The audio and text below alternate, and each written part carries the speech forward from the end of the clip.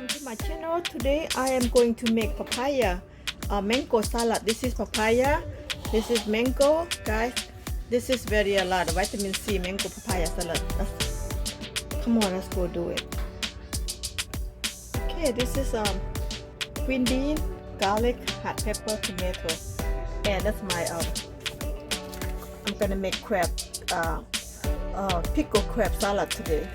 The sugar, fish sauce, love fish sauce, padek. Okay guys, let's go start it. Okay, now let's go start it. I have green bean. Put the green bean in here. More flavor. Tomato.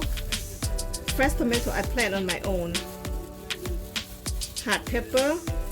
Garlic. Everything going down. This salad right here is a lot of vitamin C and so good, guys. This is the, if you have COVID-19 or you got cold, you eat this one, it just stop right away. And this mango, this is good medicine too, good for whoever has cold. Okay, so everything in right now. I'm gonna go ahead put the padek, fish sauce, about 2 spoons.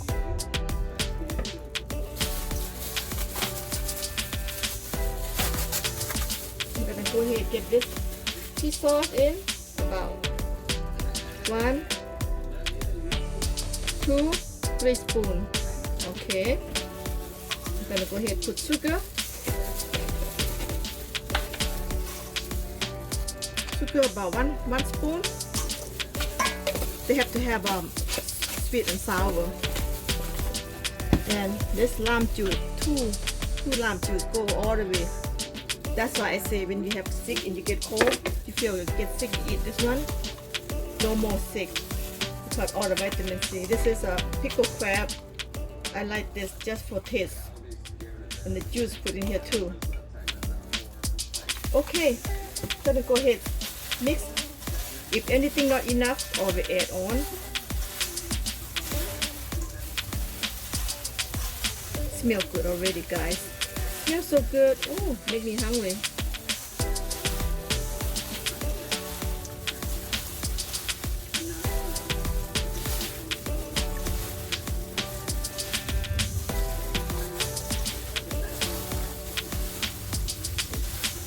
Smells so good. If you have this one time, you always love it because if you have this, you hook. One time I work at my company, I make papaya salad. This is I make an African, right? They still never eat spicy, never eat papaya. When they make one time to taste, she say, "Oh my God, Sisu, I love your papaya. I love it." When talk about papaya, she got water mouth. That's how good this papaya salad, guys. Okay. Now I'm gonna taste first. Put the juice. Oh my God, so good. Very good. So good. I need more fish sauce a little bit. That's it. Done. Papaya salad done. Ready to eat. Try it, guys. You let me know. So easy to prepare this. Look at this. Done.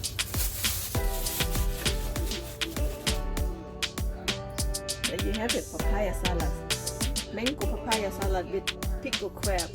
Guys, you can have nothing better than this. This is the best salad ever. Loud taste, not Thai taste, loud taste. Okay guys? Alright, I'm done.บายพี่น้องมาได้กินข้าวมันนี้มีตำมะฮุงใส่มะม่วงแล้วก็ขั่วไข่แล้วก็ลวกผักรุดตะลุดไปเลยมันนี้มาเด้อคุณพระเอกนะช่วยเพื่อนเขาได้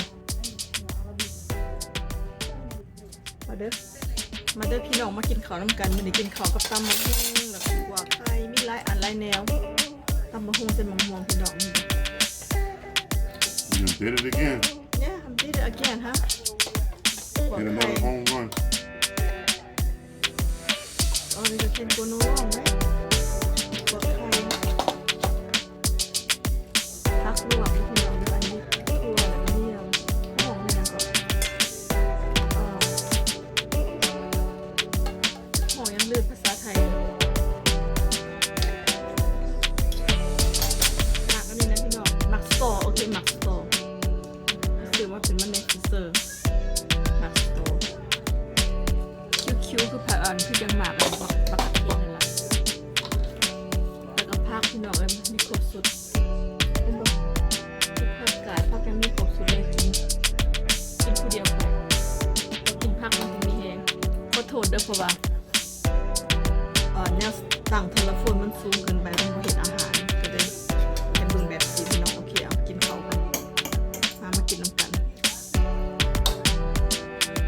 How was it? Did a home run. Yeah. That like too good. Too spicy too. Spicy? No, good spice. Too spicy? Yeah. หมักสตอเพิ่นมากินน่ะมันดีเลยซื้อมากินลองเบิ่ง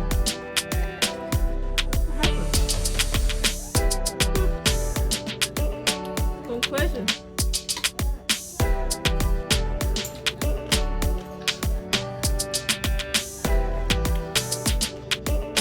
They're gonna hold on top of it.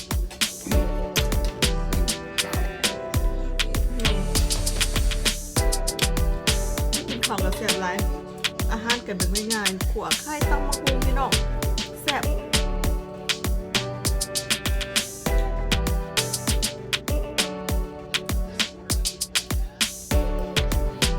Like he's sexy, huh? Yeah, he think he's sexy. You know what? They like him too. But he's in denial.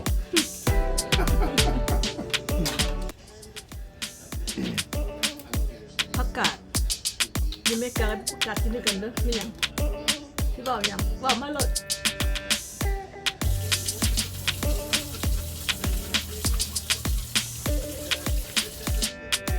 พี่น้องเอ้ยอาหารเนี่ยก็แซ่บแต่แซ่บเด้อมื้อนี้เป็นวันจันทร์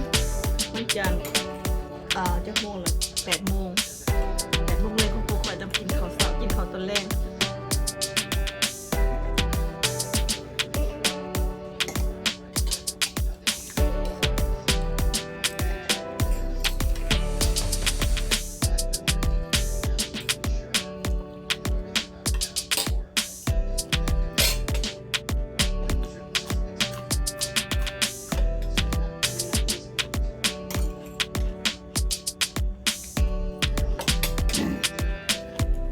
ตำมะฮุงก็แซ่บตำมะฮุงเส้นมะม่วงมันก็แซ่บด้วยนะพี่น้องเนาะแล้วก็ขั่วไข่ Can't go wrong with that everything going right แซ่บหลาย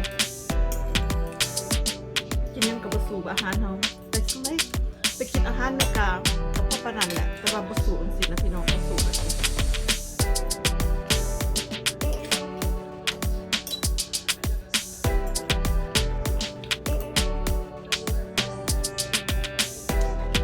His eyes be killing me. He got some funny looking eyes. I mean he miss her you know he No, like his eyes like this.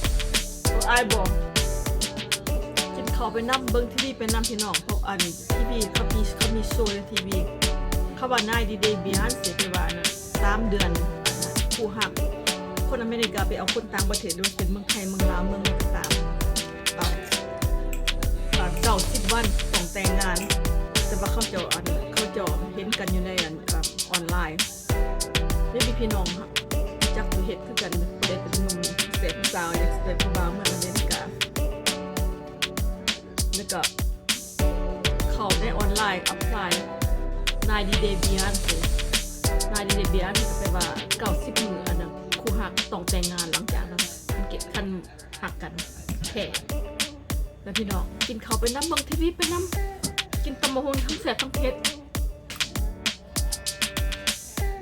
กินยังกับบุกกินอาหารนะพี่น้องกินข้าวเท่านั้นต้องเผ็ดต้องเข้มแต่ก็กินแล้วก็มีแห้งไปกินอาหารด้วยกันก็แซ่บไปคนทันแบบกินอาหารแบบอาหารบากกินอาหารมากินอาหารแต่กินเหล้าก็มวนๆซื้อให้จะเล่นเข้าไปแต่ละมื้อก็ไปกินข้าวมวนซื้อสิหายสิว่าสุดมุกสุดใจกันปันนี่ดอกท่านว่าเราสุดใจนี่ก็บ่ทอเขานั่นแหละพี่น้องเขาเนี่ยแหละอันนี้แหละสุดมุกสุดใจ